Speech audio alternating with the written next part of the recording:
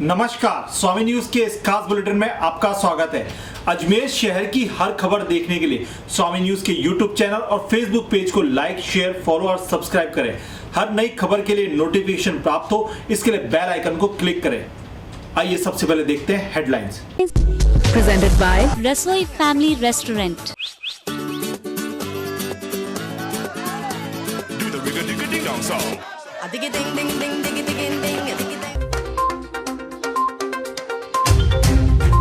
45 वर्ष से ऊपर की उम्र के लोगों को कोरोना का टीके लगना शुरू। लोगों में दिखा टीकाकरण को लेकर खासा उत्साह। दहेज की मांग और पति द्वारा प्रताड़ना से पीड़ित ने मांगी बच्चों सहित आत्मदाह की अनुमति।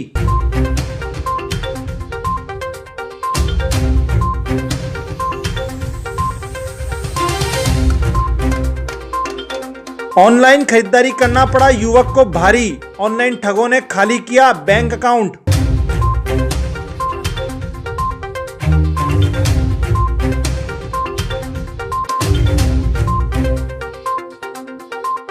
चेटीचंड समारोह को लेकर सभी तैयारियां पूरी। होली मिलन समारोह भी किए जाएंगे आयोजित।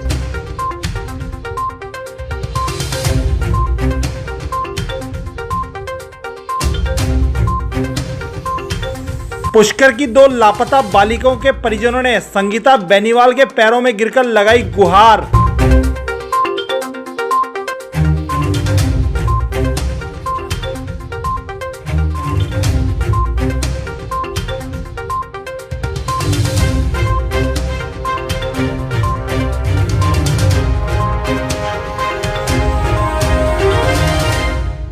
मैं हूं नितेश कुमार बढ़ाना। अब समाचार विस्तार से। अजमेर जिले में लगभग 125 केंद्रों पर 45 वर्ष से ऊपर के लोगों को कोविड वैक्सीनेशन का कार्यक्रम शुरू हुआ। सुबह से ही केंद्रों पर लोगों की भीड़ नजर आई। केंद्र पर पहुंचने वाले लोगों के लिए आयु प्रमाण पत्र के तौर पर दस्तावेजों की जांच कर रजिस्ट्रेशन किए गए। इसी क्रम में स्वामी न्यूज के सीएमडी कमल प्रकाश कृष्णानी ने अपनी पत्नी के साथ जेएलएन अस्पताल पहुंचकर कोविड वैक्सीन लगवाई। वैक्सीनेशन के दूसरे चरण में आज 45 वर्ष से ऊपर के व्यक्तियों को टीका लगाया गया। उसके बाद उन्हें आधे घंटे तक ऑब्जर्वेशन में रखा गया।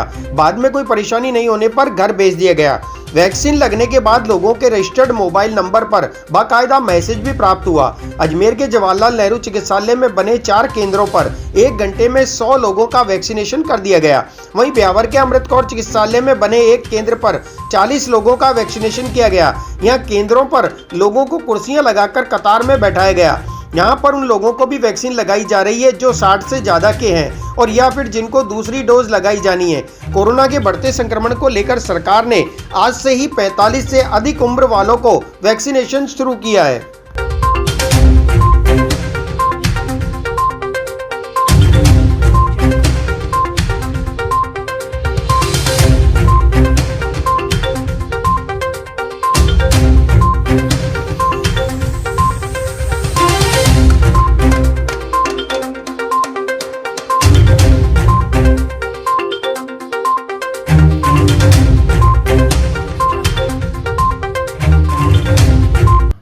जी, आज आपने कोरोना की वैक्सीन लगवाई, उसके बारे में आप क्या कहना चाहेंगे और क्या जनता से अपील करना चाहेंगे?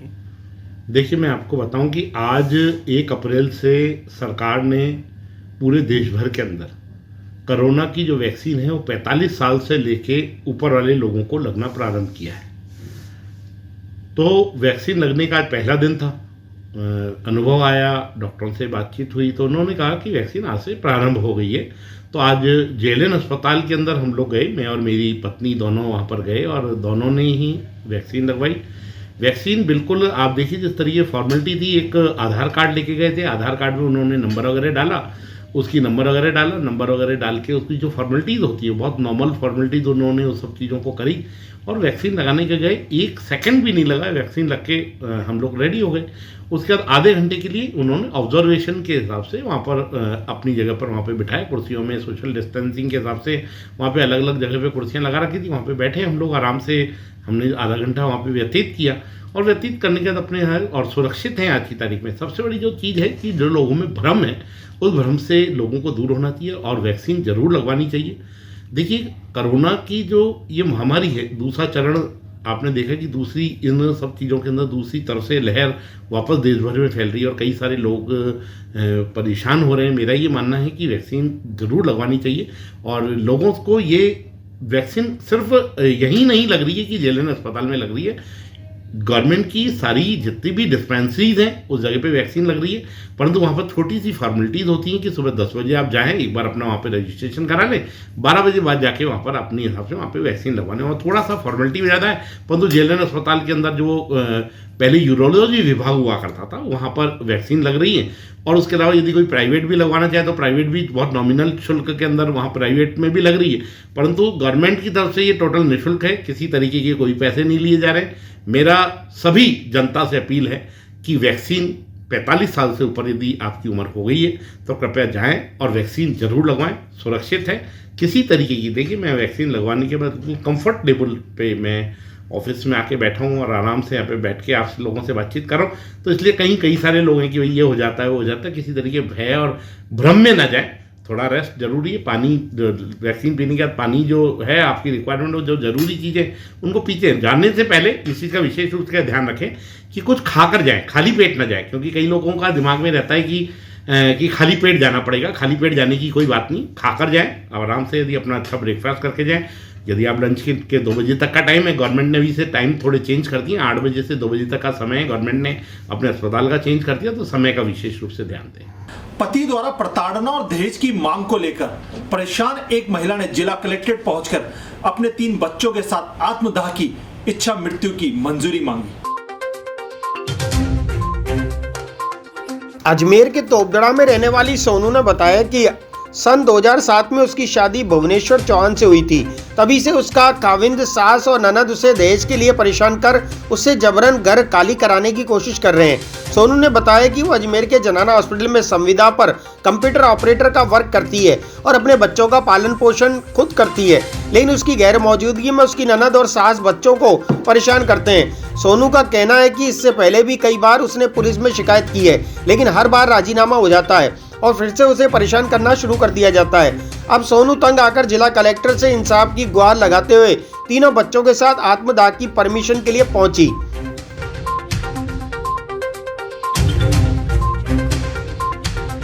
सर, मैं सोनू, मैं तोपगढ़ा पटेल नगर मकान नंबर 103 पटेल नगर तोपगढ़ा में रहती हूँ। सर, मेरे सास, पति, ननद मुझे काफ़ी समय से बहुत परेशान कर रहे हैं। सर अभी 2 दिन पहले भी आए, लड़ाई झगड़ा करके गए, मेरा मंदिर फोड़ के गए, घर का सारा सामान बिखेर के चले गए। सर मैं बहुत परेशान हो गई हूँ। मैं अकेली रहती हूँ 3 बच्चों के साथ उनके मकान से, वो मकान से मुझे निकालना चाहते हैं। सर मैं 3 बच्चों को लेकर कहाँ जाऊँगी सर? इसलिए मुझे क्या है सर, लड़ाई झगड़े करते हैं, मुझे मकान से निकालना चाहते हैं। पति लड़कियों को बिठा के लाता है कि मैं इससे शादी करूंगा, इससे शादी करूंगा, तो सर वो बोलते हैं कि हम निकल जाओ यहाँ से। तो सर मैं 3 बच्चों को लेके कहाँ जाऊंगी? बच्चों को लेके कहाँ जाऊँ मैं? इसलिए मैं मेरे साथ ऐसी हरकतें कर रहे हैं ताकि मैं उस घर को छोड़ के चली जाऊँ। सर मैं कहाँ जाऊँ? सर मेरी शादी को 14 साल हो गए, 14 साल से मुझे परेशान कर रहे हैं। पहले मैं पीयर चली जाती थी सर, पीयर से जाती 2 महीने 6 महीने रहती, फिर ये समझौता करके फिर ले आते। सर इस बार मैं इन्हीं के घर में आ गई, यहाँ पे 4 साल से मैं अलग रह रही हूँ। अभी इस घर से निकालना चाहते हैं मुझे। सर मैं कहाँ जाऊँ 3 बच्चों को लेकर? सर मैं क्या काम करते हैं? सर मैं जनाना के अंदर कंप्यूटर ऑपरेटर हूँ, संविदा पे ठेके के थ्रू लगी हुई हूँ। उनसे मुझे जो पेमेंट मिलती है उससे मैं मेरे बच्चों का पालन पोषण करती हूँ। मुलाकात करना है सर मुझे अभी कलेक्टर साहब से आत्मदाह की, बच्चों के साथ मुझे इजाज़त लेनी है आत्मदाह की। सर मैं नहीं जीना चाहती है सर, मैं बहुत परेशान हो गई सर। मैं अकेली कब तक लड़ूँ इनसे?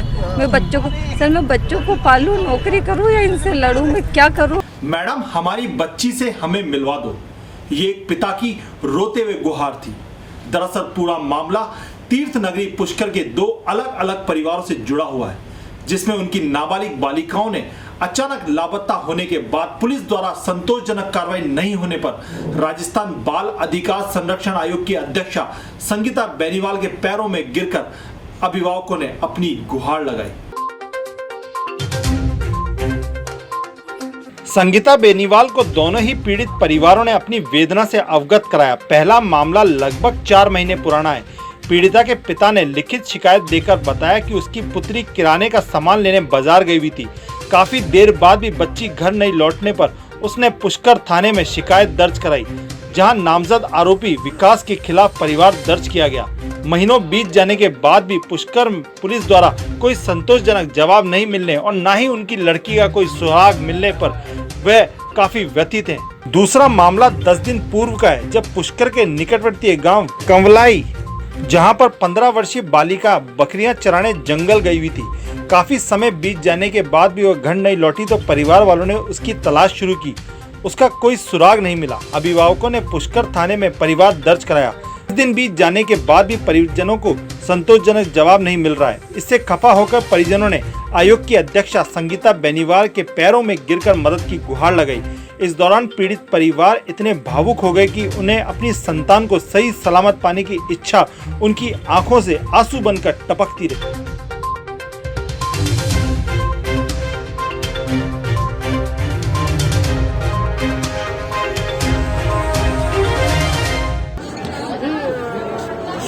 बच्ची का एक अभिभावक और उसके अलावा 2 मामले सामने आए थे।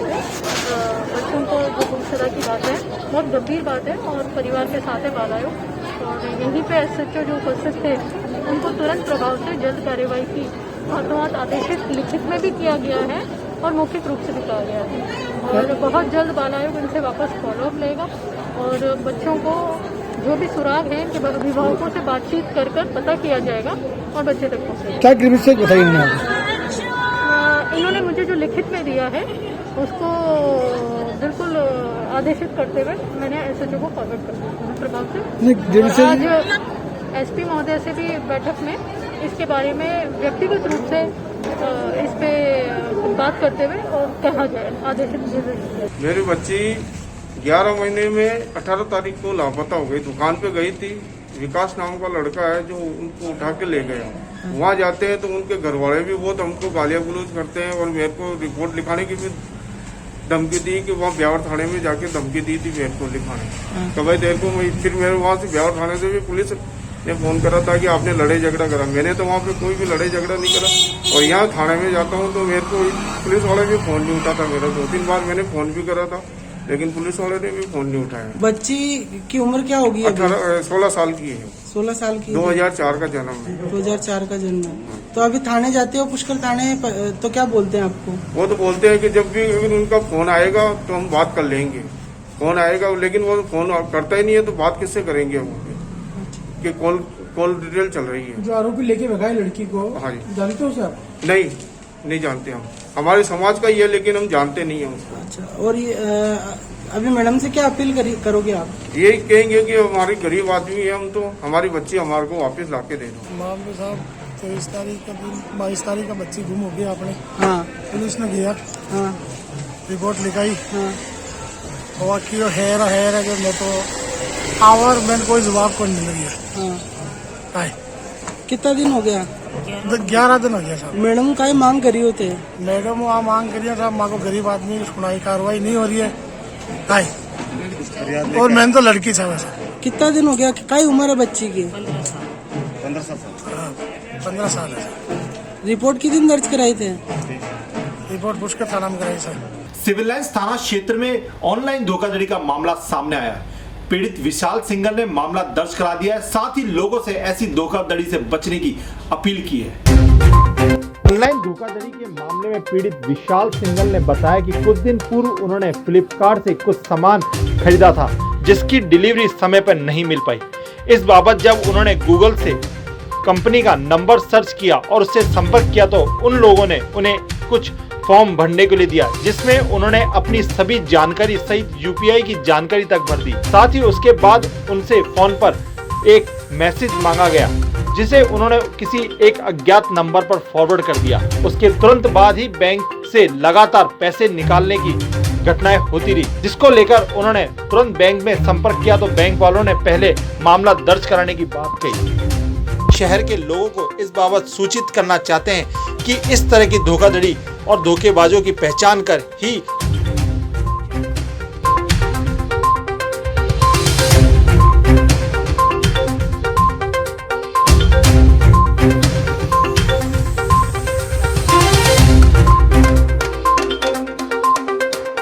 मेरे पास साइबर क्राइम हुआ है और इसके अंदर मैंने कोई ऑनलाइन शर्ट ऑर्डर करी थी, उसका मेरे पास कोई मैसेज नहीं आया था। तो मैंने उनको फ़ोन किया कंपनी से, मैंने गूगल पे नंबर सर्च किया, जो कि अपन को नहीं करना है। अपन को टोल फ्री जैसे जो नंबर होते हैं 1-800 सीरीज से चालू होते हैं, उस नंबर पर उनको फ़ोन करना चाहिए। पर इस साइट पे क्या इनका नंबर आया था, पर्सनल नंबर, अपन ने उस पर फ़ोन किया, उन्होंने फ़ोन उठाया नहीं। उसके बाद में उनका वापस फ़ोन आया तो मैंने उनको अपना ऑर्डर वगैरह नंबर बताया। उन्होंने ये बोला सर मैं आपको एक लिंक भेज रहा हूँ पेयू मनी का, आप उसको खोलना, उसमें अपनी डिटेल्स डालना, तो हमारी तरफ से आपको डाल दिया। तो मैंने किया वो, अब मैंने उसमें एक गलती कर दी, अपना UPI ID डाल दिया। अब अपन सब जानते हैं कि भाई अपन को पिन वगैरह शेयर नहीं करना होता, और उस समय स्थिति ऐसी थी भाई, इस स्टेट ऑफ माइंड में था, अपन को ध्यान नहीं पड़ा, अपन ने UPI पिन डाल दिया।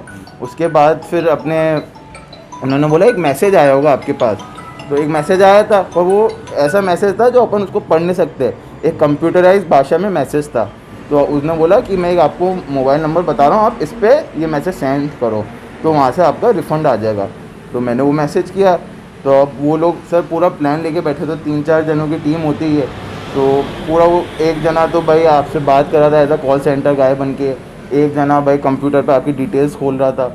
तो उसने फिर बोला इस नंबर पे भेजो, उस नंबर पे मैंने भेजा, पर उससे कुछ आया नहीं। मैंने बोला सर हो नहीं रहा है, तो वो बोला था सर प्रोसेस में है, आधा घंटा आपको लगेगा। तो जैसे फ़ोन कट हुआ सर, सबसे पहले मैसेज आया 5000 आपके डेबिट हो गए, निकल गए। तो अब मैंने इसी हड़बड़ी में फटाफट बैंक खोला, पर वो क्या लगातार मैसेज आने चालू हो गए, 19,000, 10,000, 5,000, ऐसे कट के मेरे खाते में से रुपए निकल गए। और उसके बाद में उस नंबर पे मैंने फ़ोन किया तो वो फ़ोन नहीं उठा रहा। और फिर अपन ने सबसे पहले तो RBI की साइट पे जाके उसको पहले तो सारी ये जो भी हुआ मेरे पता साइबर क्राइम की घटना अपन ने रिपोर्ट करी। भाई उसका जो जैसे उसका UTI एक्सिस बैंक आ रहा था महाराष्ट्र का, तो वो सब मैंने एक्सिस बैंक उस पर RBI की साइट पर डाला। उसके बाद में फिर अब बैंक के पास गया, अपना HDFC बैंक के पास, उन्होंने बोला कि आप पहले FIR दर्ज कराओ, FIR दर्ज होगी उसके बाद ही हम आगे भेजेंगे एक्सिस बैंक पे चिट्ठी, तो आपका काम हो सकता है। तो अपन ने, मेरे एक मित्र थे श्रेयांश सचेती, उन्होंने मेरे को बोला था कि एक साइबर क्राइम का नंबर आया 155-260, कल ही अखबार में क्लिप आई थी, उस नंबर पे हमने सबसे पहले रिपोर्ट कराई, ये सारी घटना दर्ज कराई। उसके बाद में हम गए थाने के अंदर हमारी FIR लिखी गई, थाने में अपनी FIR लिखी गई। वहाँ से उन्होंने अपने अरविंद सर है CI, उन्होंने साइन करे, उन्होंने बोला अब आप बैंक में दो ये कागज़, और उम्मीद है 99% कि वो पेमेंट आ सकता है। पर मेरे को एक बताने वाली ज़रूरी सूचना ये लग रही है कि जब भी आप किसी को रिफ़ंड के लिए करें तो देखें कि वो मतलब फ्रॉड तो नहीं है, एकदम ओरिजिनल होना चाहिए, वैलिडेट होना चाहिए, कि उसमें कहीं शिकायत तो नहीं है, कोई नंबर ऐसा तो अपना जैसे जो फ़ोन नंबर होता है कॉलिंग नंबर वो नहीं होना चाहिए, टोल फ्री नंबर होना चाहिए, और एक कंप्यूटराइज भाषा में बात होनी चाहिए स्टार्टिंग में, तब जाके। तो ये सब चीज़ों का विशेष करके ध्यान रखिए। मैं तो मेरे साथ जो हुआ मैं आप लोगों के थ्रू मेरी ज़ुबानी आप लोगों को बताना चाहता हूँ। कितने रुपए निकले बैंक से? सर बैंक से मेरे अकाउंट में कुछ 90,000 थे। मुकदमा दर्ज करा दिया आपने? हाँ मुकदमा दर्ज जी मुकदमा दर्ज करा दिया है पूरा, सब जगह से अपन। झूलेलाल महोत्सव शहर की विभिन्न आवासीय कॉलोनियों, क्षेत्रीय सिंधी पंचायतों, सामाजिक संस्थाओं, स्कूलों और आपसी सहयोग से वह कोरोना गाइडलाइन का पालन करते हुए मनाया जाएगा। तैयारी बैठक की अध्यक्षता समिति के अध्यक्ष कंवल प्रकाश कृष्णानी ने यह जानकारी दी। इस अवसर पर फूलों से होली मिलन समारोह भी आयोजित किए जाएंगे। पूज्य झूलेलाल जयंती समारोह समिति के संयोजन में शहर की विभिन्न आवासीय कॉलोनियों व क्षेत्रीय सिंधी पंचायती सामाजिक संस्थाओं, स्कूलों के आपसी सहयोग से 7वां झूलेलाल जयंती महोत्सव 3 अप्रैल से 18 अप्रैल तक राज्य सरकार की जारी गाइडलाइन की पालना कर मनाया जाएगा। तैयारी बैठक की अध्यक्षता समिति अध्यक्ष कंवल प्रकाश कृष्णानी ने की। इस अवसर पर फूलों से होली मिलन समारोह भी आयोजित किया गया। महामंत्री महेंद्र कुमार तीर्थानी ने बताया कि 3 अप्रैल को विधिवत 21 फुट की झूलेलाल की विशाल प्रतिमा अनावरण व धर्म ध्वजा पूजन जतोई दरबार नगीना बाग में किया जाएगा। वह विभिन्न धार्मिक व सांस्कृतिक सिंधी व्यंजन, नृत्य, गायन, लाडा, सिंधु रत्न सम्मान, खेलकूद, झूलेलाल बनो प्रतियोगिता, प्रभात फेरी, सिंधी भाषा मान्यता दिवस, चिकित्सा व रक्तदान शिविर, संत कंवरराम जयंती, चेटीचंड शोभा यात्रा, जुलूस का मार्ग में जगह जगह स्वागत जैसे कार्यक्रमों आयोजित 16 दिवसीय कार्यक्रमों में 36 आयोजन अजमेर की कॉलोनी पंचायतें संस्थाएं मिलकर सभी कार्यक्रम करेंगे।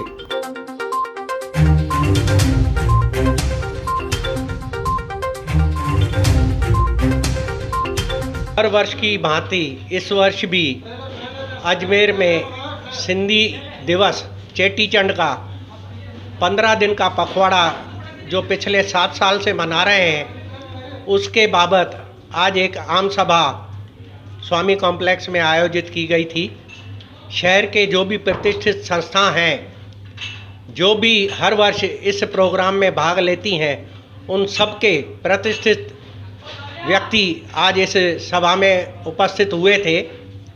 राजस्थान सरकार की माह अप्रैल के लिए कोरोना 19 के लिए जो नई गाइडेंस आई थी, उस बाबत आज इस सभा का आयोजन किया गया और समस्त सभा के सदस्यों को यह सूचना दी गई और उनका ये कर्तव्य बोध दिखाया गया कि हमें अपने जो चेटीचंड के उत्सव मनाने के जो प्रोग्राम करने हैं, उसमें किसी भी तरह कोरोना गाइडेंस का कोई भी मिसयूज़ नहीं करना है। हमें अपने प्रोग्राम उसी तरह ही करने हैं जिस तरह सरकार की गाइडेंस है। आम सदस्यों ने और समस्त समिति के पदाधिकारियों ने हमें आज आश्वस्त किया है कि 3 तारीख से 18 तारीख तक जो 16 दिन का पखवाड़ा चेटीचंड उत्सव मनाया जा रहा है, उसमें सरकारी गाइडेंस के पालना करते हुए यह 36 प्रोग्राम मनाए जाएंगे। इन 36 प्रोग्रामों को 16 दिन में बांट दिया गया है। प्राय ये बड़े बड़े प्रोग्राम होते थे, उनको अब कोरोना के कारण छोटे रूप में बनाया जाएगा, लेकिन इस वर्ष सरकार के द्वारा जो कोरोना की गाइडेंस है उसकी पालना करते हुए हम मनाएंगे। ज़िला प्रशासन से हमने स्वीकृति के लिए पत्र व्यवहार जारी कर रखा है और जिन लोगों ने भी पत्र व्यवहार नहीं किया है उनको भी आज गाइडेंस दी गई है। शहर में लगातार चोरी की वारदातें बढ़ती जा रही हैं, जहां चोर नित्य नए पैतरे आजमाते दिख रहे हैं और चोरी की वारदात खोलने में पुलिस नाकामयाब सी दिखाई देती है, जिससे चोरों के हौसले दिन ब दिन बढ़ते जा रहे हैं। अब चोरों ने घर में सोते हुए परिवार की मौजूदगी में भी चोरी कर डाली। चोरी का एक वाकया सिविल लाइंस थाना क्षेत्र में सामने आया, जिसमें मकान मालिक घर में सोते रहे और चोर दूसरे कमरे में चोरी की वारदात अंजाम देते रहे। परिवार वालों की जब सुबह नींद खुली तो उनके पैरों तले जमीन खिसक गई। कमरे में रखा सारा सामान बिखरा हुआ था। वहीं पर्स में रखे 14,000 रुपए की नकदी नदारद मिली। सुशीला देवी ने जानकारी देते हुए बताया कि सोने चांदी के आभूषणों सहित 1.25 लाख रुपए की चोरी की वारदात चोरों ने अंजाम दी है। वहीं पीड़ित ने सिविल लाइंस थाने में मुकदमा दर्ज करा दिया है। पुलिस ने परिवादी की रिपोर्ट दर्ज कर जांच शुरू कर दी है।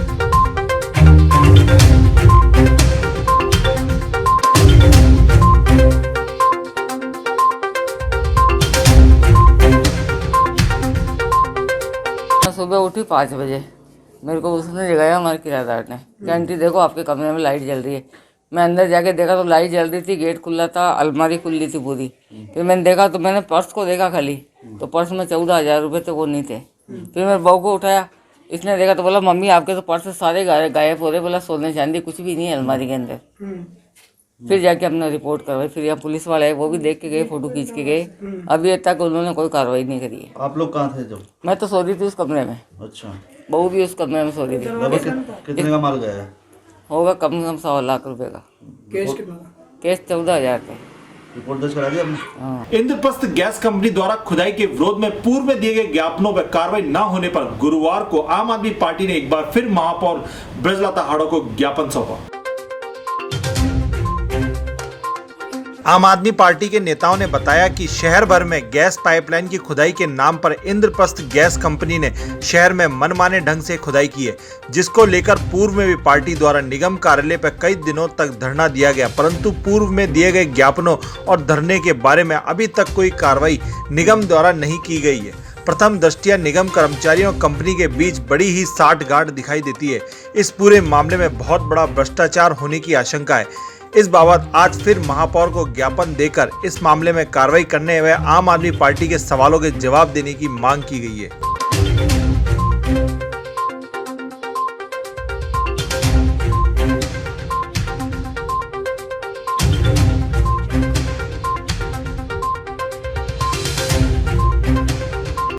ये गैस एजेंसी के खिलाफ हमने एक मुद्दा उठाया हुआ था। इंद्रप्रस्थ गैस एजेंसी के खिलाफ हमने एक मुद्दा उठाया था। आम आदमी पार्टी ने, जिसमें जो नगर निगम की आम सभा होती है उसमें भी मालूम नहीं था कि ये मुद्दा चल रहा है शहर में, पर उसके बावजूद भी अभी तक उसका हमारा कोई लिखित में सही ढंग से जवाब नहीं मिला। हम महापौर साहब से कहते हैं कि हमारे को लिखित में जवाब दी, अभी वो यही बोल रहे हैं कि आपको हमने भेज दिया है, पर अभी हमारे पास जवाब नहीं है। क्या लगता है तो ये मिलीभगत है इनके? मिली भगत है जब तो ये कुछ जवाब ही नहीं दे रहा है, टालम टाली कर रहे हैं इनमें। पूरा शहर खुदा पड़ा है।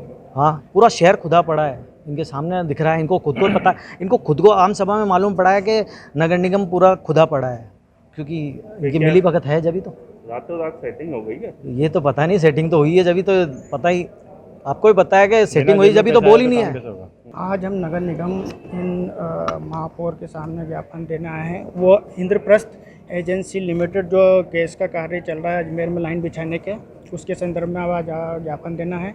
और हमने महापौर साहब ने जो जवाब मांगा है कि जो अवैध खुदाई जो हो रही है पाइपलाइन, गैस पाइपलाइन की, इसमें हमें लिखित में जवाब चाहिए।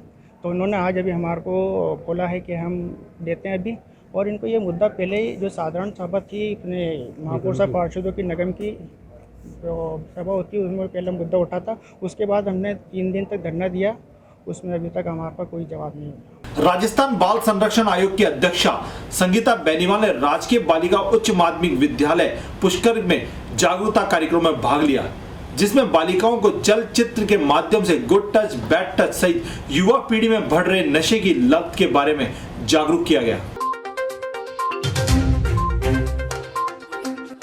राजस्थान बाल अधिकार संरक्षण आयोग की अध्यक्षा संगीता बेनीवाल गुरुवार को पुष्कर पहुंची।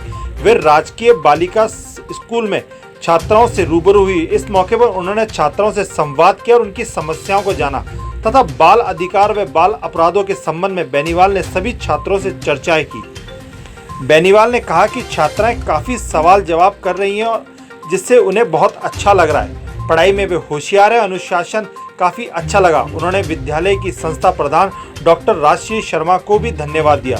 छात्राओं ने कई समस्याएं अपनी बेनीवाल को बताई। उन्होंने उसका तुरंत अधिकारियों को दिशा निर्देश देकर छात्राओं को इन समस्याओं को निजात दिलाने की बात कही। छात्राओं ने कई समस्याएं अपनी बेनीवाल को बताई। उन्होंने तुरंत अधिकारियों को दिशा निर्देश दिए कि छात्राओं की जो भी समस्याएं हैं उन्हें तुरंत समाधान किया जाए। इसके बाद उन्होंने पत्रकारों से वार्ता करते हुए कहा कि छात्राओं से बाल अधिकारों और बाल अपराधों और नशे के बारे में चर्चा की गई। उन्होंने कहा कि युवा पीढ़ी में दिन ब दिन नशे की और जो लत बढ़ रही है वो चिंताजनक है। जिस तरह से बाल आयोग आपके द्वारा पिछले 2 दिनों से नसीराबाद और अजमेर की काफ़ी सारी स्कूलें, अस्पताल, पुलिस थाने और गृहों में मौका निरीक्षण कर रहा है, उसी के क्रम में आज पुष्कर आना हुआ। और जिस तरह से पुष्कर में अक्सर हम देखते हैं, अखबार में पढ़ते हैं, मीडिया में देखते हैं कि नशे का जो है यहाँ काफ़ी ज़्यादा प्रभाव है। उसको देखते हुए बच्चों के साथ पहले नशे की लेकर डॉक्यूमेंट्री देखी और बच्चों से ये वादा करवाया गया कि वो अपने परिवार में भाइयों को या अपनी सहपाठी को नशे में लिप्त देखते हैं तो तुरंत प्रभाव से चाइल्ड हेल्पलाइन, बाल कल्याण समिति या बाल आयोग से संपर्क करें। मुझे खुशी है बच्चों से संवाद करने में कई सारी बच्चियों ने अपनी बात भी बताई और अपनी दिल की बात बताते हुए बताया कि किस तरह से उनकी सहेली या घर में भी नशे की प्रवृत्ति है और वो उसको किस तरह से रुकवाएं। साथ ही साथ बच्चों को अधिकारों के बारे में भी सतर्क किया गया। बच्चों से काफ़ी देर तक संवाद किया और काफ़ी समय बिताया और जिससे यहाँ की जो बच्चों की जो भावनाएं हैं वो बाल आयोग तक आई और साथ ही साथ यहाँ पर बच्चों की जो बहादुरी और साहस देखा उससे मुझे बड़ी खुशी हुई और यहाँ के बच्चों को हमने बाल स्टार भी घोषित किया और मुझे अच्छा लगा। पुष्कर जैसी छोटी जगह में यहाँ पर लगभग 750 से 800 बच्चियाँ अध्ययन प्राप्त कर रही हैं, परंतु जो कई सारी इनकी सखियां हैं जो शिक्षा प्राप्त नहीं कर पा रही, उसके लिए भी हमने आइडेंटिफाई किया और बहुत जल्द बाल आयोग उन तक भी पहुंचेगा और धरातल तक सभी बच्चों तक पहुंचकर उनके अधिकारों को बिल्कुल पुख्ता रूप से दिलवाया जाएगा।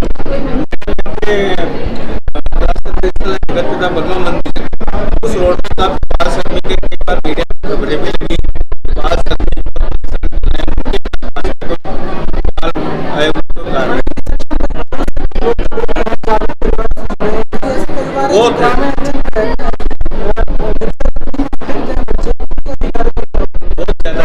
बिल्कुल देखिए, अभी पुष्कर से हम यहाँ से सीधा ब्रह्मा मंदिर की तरफ ही जाएंगे और हम स्वयं भी अगर इस तरह की बात है तो पहले ये संज्ञान में नहीं था बाल आयोग में, लेकिन आपके द्वारा बताया गया, तो अभी उसका जाके भी मौका निरीक्षण करेंगे और जो भी मौके पे चीज़ होगी तो वहाँ की तथ्यात्मक रिपोर्ट भी यहाँ के अधिकारियों से मंगवाएंगे। और आज कलेक्टर सभागार में बैठक भी रखी गई है, तो कलेक्टर के साथ भी मजबूती के साथ यहाँ के लिए मास्टर प्लान की बात की जाएगी।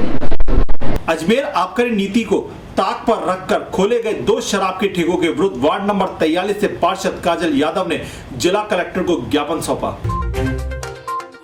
ज्ञापन के बारे में जानकारी देते हुए पार्षद काजल यादव ने बताया कि वार्ड नंबर 43 अनुसूचित जाति बहुल्य क्षेत्र है, जहां पर दलित वर्ग के लोग बड़ी संख्या में निवास करते हैं। इस क्षेत्र में नसीराबाद रोड नगरा पर बालाजी मंदिर के सामने एडीए द्वारा लीज पर आवंटित की गई दुकानों में 2 शराब के ठेके खोले जा रहे हैं, जो आबकारी नीति के विरुद्ध है। आबकारी नीति के अंतर्गत स्टेट हाईवे और नेशनल हाईवे के 500 मीटर के दायरे में शराब के ठेके नहीं खोले जा सकते। इसके अलावा किसी मंदिर, आंगनबाड़ी या स्कूल के नजदीक भी शराब के ठेके खोलने की अनुमति नहीं है। 2 शराब के ठेकों के बीच कम से कम 50 मीटर की दूरी आवश्यक है, लेकिन वार्ड 43 में खोले जा रहे इन दोनों शराब के ठेकों में सभी आबकारी नीतियों की अवहेलना की गई है। ऐसे में उन्होंने सभी वार्ड वासियों को शराब से दूर रहने की अपील करने के साथ ही जिला कलेक्टर को इस बाबत ज्ञापन सौंपा।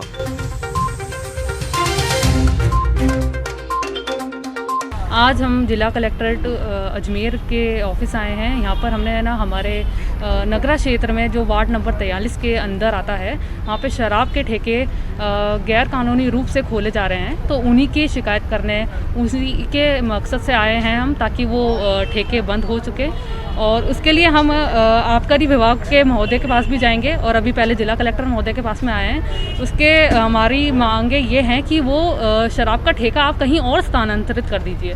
लेकिन हमारे वार्ड जो 43 है वो एक अनुसूचित जाति क्षेत्र से रिजर्व्ड है पूरा वार्ड। वहाँ पे अनुसूचित जाति की बहुत ही मतलब 50% से ज़्यादा आबादी हमारे अनुसूचित जाति की, SC/ST लोगों की है, जो कि पढ़े लिखे भी कम हैं, पिछड़ी जाति से हैं, दलित वर्गों से हैं। तो उन्हीं के उसी क्षेत्र में वो ठेका जो खोल रखा है, 2 ठेके पास ही खोल रखे हैं, जो कि आबकारी नीति के अकॉर्डिंग दोनों ठेकों के बीच में दूरी 50 मीटर से शहरी क्षेत्रों में होनी चाहिए, जो कि नहीं है। तो वो उसी के बंद के उसमें आए हैं हम लोग।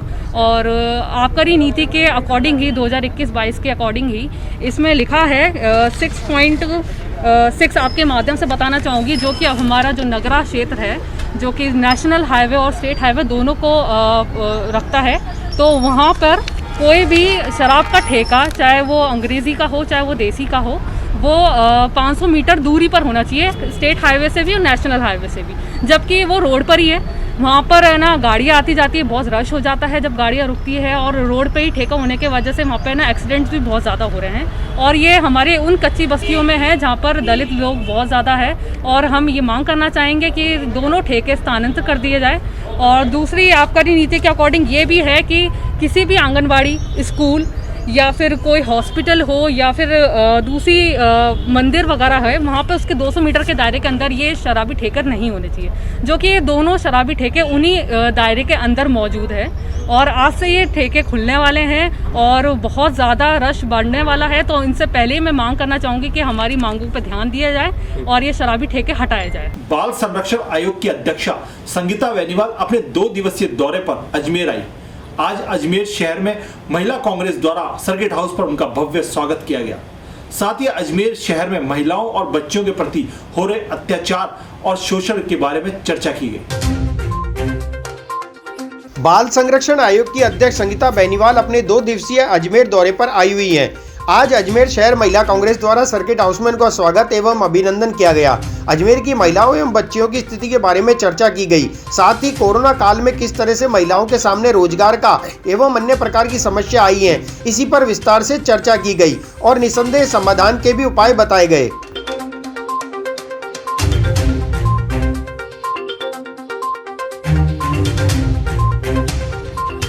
संरक्षण आयोग की अध्यक्ष श्रीमती संगीता बेनीवाल जी, जो 2 दिवसीय दौरे पर अजमेर आई हुई हैं, उन्हीं का आज हम लोगों ने सर्किट हाउस में अजमेर शहर महिला कांग्रेस द्वारा स्वागत एवं अभिनंदन किया। इस मौके पर उन्होंने महत्वपूर्ण बैठक भी ली, जिसमें हम लोगों के ऐसे महिलाओं और बच्चियों के बारे में, उनकी स्थिति के बारे में, उनकी शिक्षा के बारे में और ख़ास तौर से जो भी कोरोना काल गुजरा है उसमें उनकी क्या स्थिति रही उसके बारे में चर्चा की गई। और मुझे बहुत खुशी हुई कि जो जो समस्या हमने बताई उनके समाधान का भी उन्होंने आश्वासन दिया।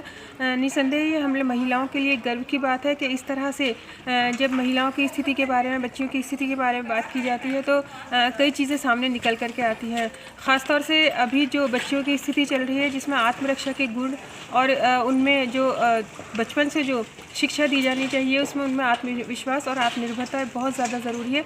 इन्हीं सब चर्चों पर आज ये बातचीत की गई। दिव्यांग क्रिकेट कंट्रोल बोर्ड द्वारा दुबई में आयोजित होने वाली T20 क्रिकेट टूर्नामेंट में राजस्थान से राजस्थान रजवाड़ा टीम भी हिस्सा लेगी। दिव्यांग cricket control board of India द्वारा 8 अप्रैल से 15 अप्रैल तक शारजाह में अंतर्राष्ट्रीय क्रिकेट स्टेडियम में शारीरिक रूप से दिव्यांग क्रिकेट खिलाड़ियों का दिव्यांग premium league DPL cricket tournament का आयोजन किया जा रहा है। इसमें भारत के विभिन्न राज्यों से 90 चुने हुए खिलाड़ी 6 टीमों में हिस्सा लेंगे। इस पूरे टूर्नामेंट का मकसद दिव्यांग खिलाड़ियों को अंतर्राष्ट्रीय स्तर पर IPL की तरह मौका देना है। साथ ही इस टूर्नामेंट की विशेषता यह रहेगी कि राजस्थान से राजस्थान रजवाड़ा टीम इसमें हिस्सा लेने जा रही है, जो कि राजस्थान के लिए व राजस्थान से जुड़े हुए दिव्यांग क्रिकेटरों के लिए एक सुनहरा अवसर खड़ा करती है। मैं आप सभी साथियों को क्रिकेट ग्राउंड में खेलते हुए नजर आऊँगा राजस्थान रजवाड़ा की टीम से as a mentor, as a player. Rajasthan Rajwada दिव्यांग IPL क्रिकेट टीम में भाग ले रही है। दिव्यांग IPL जो शुरुआत हो रहा है दुबई में 8 अप्रैल से 15 अप्रैल तक, इसकी शुरुआत IPL की तर्ज पे करी जा रही है। T20 लीग है ये। इसमें पहली बॉल से एक नियम जो अंतर्राष्ट्रीय स्तर पर जो भी T20 में नियम होते हैं उस नियम में सिर्फ एक ही हमारा पहली बॉल से चेंज होता है कि 4 खिलाड़ी हमारे रनर ले सकते हैं। इसमें 6 टीमें प्रतिस्पर्धा में भाग ले रही है, जिसमें एक राजस्थान रजवाड़ा है, एक गुजरात हीटर है, एक दिल्ली चैलेंजर्स है, कलकत्ता नाइट राइडर्स है, चेन्नई स्टार्स हैं और मुंबई आइडियल्स हैं।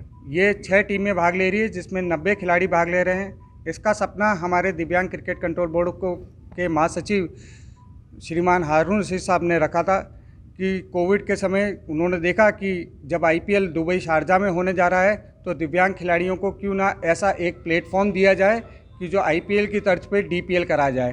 तो दिव्यांग क्रिकेट कंट्रोल बोर्ड के सानिध्य में DPL दिव्यांग प्रीमियर लीग की एक बॉडी बनाई गई बाकायदा। उस बॉडी में ये डिसीजन लिया गया कि 90 खिलाड़ियों को पहले वर्ष में हम लोग दुबई शारजाह में DPL दिव्यांग प्रीमियर लीग में खिलाएंगे और अगले वर्ष हर टीम में 5 इंटरनेशनल खिलाड़ी श्रीलंका, बांग्लादेश, मलेशिया, सिंगापुर, पाकिस्तान, अफगानिस्तान, इन जगह से जो भी क्रिकेट टीमें दिव्यांग क्रिकेट टीमें अंतर्राष्ट्रीय स्तर पे उन सभी खिलाड़ियों को इसमें मौका मिलेगा। इसमें किस तरह के खिलाड़ी होंगे आपके पास जो हाँ, इसमें बेसिकली जिनका सबसे पहली बात तो जिनके 40% कम से कम दिव्यांगता होना अनिवार्य है। उसके बाद कई जो खिलाड़ी हैं बैसाखी पे भी बहुत अच्छा खेलते हैं। कुछ का हमारी जो टीम में राजस्थान रजवाड़ा की टीम में शक्ति सिंह है, नासिर खान है, जो एक हाथ से बॉलिंग, एक हाथ ना होने के बावजूद भी एक बहुत धारदार तेज़दार बॉलिंग और ज़बरदस्त बल्लेबाजी करते हैं। मेरे साथ रणजीत गुजर हैं, ये करौली राजस्थान से हैं, साथ में चोमू से हैं राम सिंह चौधरी, ये भी अंतर्राष्ट्रीय दिव्यांग खिलाड़ी हैं जो Asia cup wheel chair Asia cup में भाग ले चुके हैं। खास चीज़ क्या है कि अगली वर्ष जब भी ये दुबई शारजाह में कंटिन्यू ये 3 साल तक दुबई शारजाह में टूर्नामेंट होगा। अगले साल जब ये टूर्नामेंट होगा तो हर खिलाड़ी को बोली लगेगी और मिनिमम बोली 50,000 रुपये से लेकर 10 लाख रुपए तक की इसकी बोली रखी जाएगी। ये टूर्नामेंट गवर्नमेंट फंडेड है या नहीं? ये गवर्नमेंट फंडेड नहीं है, ये निजी स्तर पे दिव्यांग cricket control board of India जिस तरीके से BCCI जिस एक्ट में बना हुआ है उसी एक्ट में दिव्यांग cricket control board of India बना हुआ है। खास लोढ़ा कमेटी का ध्यान रखते हुए लोढ़ा कमेटी ने जो डायरेक्शन दिए हुए हैं कि एक बोर्ड जब दिव्यांग खिलाड़ियों के लिए कोई बोर्ड बनता है तो कम से कम उसमें 60% दिव्यांग होने चाहिए। उसी तरीके से हमारे बोर्ड में खिलाड़ी और अधिकारी कहीं दिव्यांग 60 से 70% दिव्यांग खिलाड़ी भी हैं और अधिकारी भी। राजस्थान बाल अधिकार संरक्षण आयोग की अध्यक्षा संगीता बेनीवाल ने जिला कलेक्ट्रेट के साथ कलेक्ट्रेट सभागार में मीटिंग ली, साथ ही जिले में हो रहे अपराधों की समीक्षा की। आयोग की अध्यक्षा बेनीवाल ने जिला कलेक्ट्रेट पहुंचकर कलेक्ट्रेट सभागार में जिला कलेक्टर प्रकाश राजपुरोहित, जिले के आला अधिकारियों के साथ मीटिंग ली, जिसमें उन्होंने बाल अपराधों और बाल अधिकारों की समीक्षा की। अपने दौरे के बारे में जानकारी देते हुए बेनीवाल ने बताया कि उनके 2 दिवसीय दौरे में वह पुष्कर, नसीराबाद, अजमेर के विभिन्न संस्थाओं से मिली। उन्हें सबसे ज्यादा खुशी इस बात की हुई कि विद्यालयों में बालिकाओं का नामांकन पिछले कई वर्षों की तुलना में बढ़ा है। साथ ही उन्होंने बच्चियों को सही व गलत स्पर्श के बारे में जानकारी दी। इस दौरान उन्हें कई खामियां नजर आई। स्कूलों में खाने का मामला हो या पुलिस प्रशासन के व्यवहार को लेकर उन्होंने इस बारे में जिला कलेक्टर और पुलिस के आला अधिकारियों को अवगत करा दिया गया है।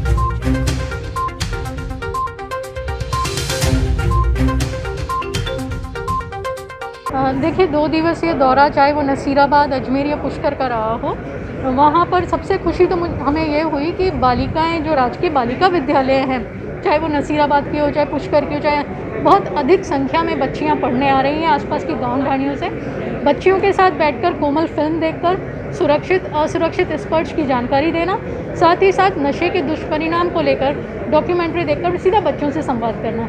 परंतु कुछ खामियां भी नज़र आई, चाहे वो थाने को लेकर हो, चाहे पुलिस विभाग को लेकर हो, और कुछ एक और नवाचार की जो आवश्यकता है बच्चों के लिए, उसको लेकर कलेक्टर सभागार में आज सभी बिंदु रखे गए, सभी बात की गई। और एसपी महोदया ने भी विश्वास दिलाया है कि सभी बाल कल्याण अधिकारियों को प्रॉपर ट्रेनिंग दी जाएगी। सभी थानों में वो व्यक्तिगत जाकर निरीक्षण करेंगे और सभी चीज़ों को दुरुस्त करवाएंगे। और मुझे पूरा विश्वास है, चूँकि कलेक्टर प्रकाश राजपुरोहित जी स्वयं बहुत अच्छे वर्कर हैं और उनके नेतृत्व में जो चीज़ें दुरुस्त करने की आवश्यकता है वो बहुत जल्द दुरुस्त होकर और बालकों के लिए पूरे एजेंसीज जो हैं वो अच्छे से कार्य करेगी। मैम, धीरे धीरे सब चीज़ें डिजिटलाइजेशन पर आ रही हैं, डिजिटल आपका डिपार्टमेंट भी बहुत तेज़ी से होते जा रहा है। क्या कुछ नवाचार और किए जा रहे हैं जिससे सारी चीज़ें ऑनलाइन हो सके? बिल्कुल, क्योंकि अक्सर हम कई गाँव ढाणियों में जाते हैं तो बच्चों को बाल आयोग के बारे में बहुत कम जानकारी है कि वो अपने बात कहाँ रख सके, तो बहुत ज़्यादा आवश्यकता है बाल आयोग को भी और ज़्यादा डिजिटलाइजेशन करने की, ताकि गांव ढाणी में बैठा हुआ बालक या बालिका सीधा हमसे संपर्क कर सके। वर्तमान में जो दौर चल रहा है कोरोना को, उसको लेकर भी खासतौर पर बहुत निगरानी वैसे बच्चों पर रखी जा रही है। इसके अलावा और कहीं कोई ज़रूरत महसूस की जा रही है जिससे कि? हाँ बिल्कुल, देखिए अभी कलेक्टर मीटिंग में भी मैंने शिक्षा विभाग से बात रखी थी बच्चों के स्पेशल केयर की, और कलेक्टर महोदय ने बताया है कि रोज़ 100 बच्चों की स्क्रीनिंग की जा रही है और बहुत अच्छे से यहाँ पर सभी स्कूलों में आने वाले बच्चों का ध्यान रखा जा रहा है, तो ये एक खुशी की बात है। फिलहाल इस बुलेटिन में इतना ही। मुझे दीजिए इजाजत। नमस्कार।